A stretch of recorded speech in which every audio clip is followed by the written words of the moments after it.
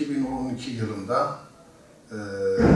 100. Yıl Üniversitesi'nde Kürdoloji bölümü resmen açıldı ve o tarihten bugüne kadar da eğitimi devam ettirmekte. Açıldığı tarihte dahi yaklaşık olarak 30 tezli, 30 tezsiz öğrenci almak suretiyle eğitim başlamış oldu.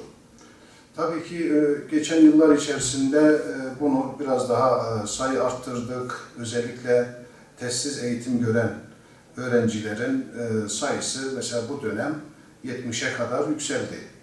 Bununla beraber tezli eğitim gören öğrencilerimiz de aynı şekilde hem tezlerini devam ettiriyorlar hem sayı da aynı şekilde devam gelmekte. Dolayısıyla Kürdoloji bölümü Yaşayan Diller Enstitüsü'ne bağlı olarak yaklaşık 4 yıla yakındır bu eğitim üzerinde odaklanmış ve sürekli bir şekilde eğitim devam etmektedir. Ama özellikle bu son dönemde yani 2015 yılı itibariyle doğrusu hem çözüm sürecine katkısı noktasındaki atılımların gevşediğini gördük maalesef. Bunun da sebebi konjüktürel olarak işte Türkiye'de son zamanlarda yaşanan olaylar ister istemez resmi kurumların bu anlamda bir geri adım atmasına sebebiyet verdi. Biz tabii bunu tasvip etmiyoruz. Bölümün mevcut durumu yaklaşık olarak tezli öğrenci sayımız 200 civarı devam eden halihazırda hem yurt dışı, yurt içi yani yaklaşık olarak yarı yarıya tekabül etmekte. Irak Kürdistan'ından özellikle her dönem biz yaklaşık 40'a yakın öğrenci talep ediyorduk. Tabii bu kontenjan dolmuyordu. Bu yıl mesela 17 kişi müracaat etti ve 17 kişi şu anda Irak Kürdistan'dan öğrencilerimiz eğitime devam etmektedir. Yine Türkiye'den 10 tane tezli öğrencimiz şu anda devam etmekte.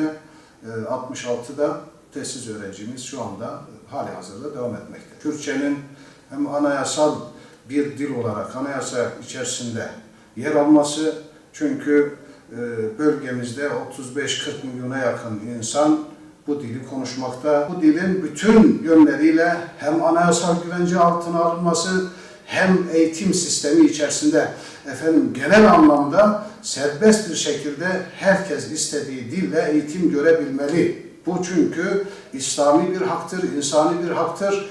Buna ket vurulması, bunun önüne geçilmesi insanlık suçudur aslında.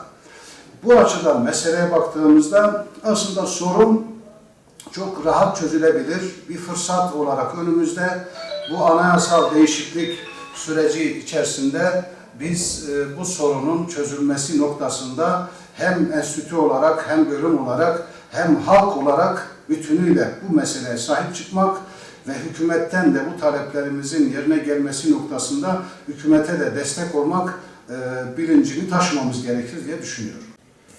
Bölümümüzün daha iyi bir mesafe kat etmesi için doğrusu öncelikli olarak kadro istihdamı noktasında bize engel olunmaması gerekir. Bu bölümlere destek olunması hem YÖK nezdinde hem üniversite nezdinde hem de halkın bu bölümlere bakışının müsbet anlamda gelişmesi ve bölümlerdeki kadro ihtiyacının giderilmesi, fiziki şartların olgunlaşması ve kaynak temini açısından kitapların, kütüphanelerin zenginleştirilmesi bu açıda meselenin daha önemli üzerinde durulması gerekmekte.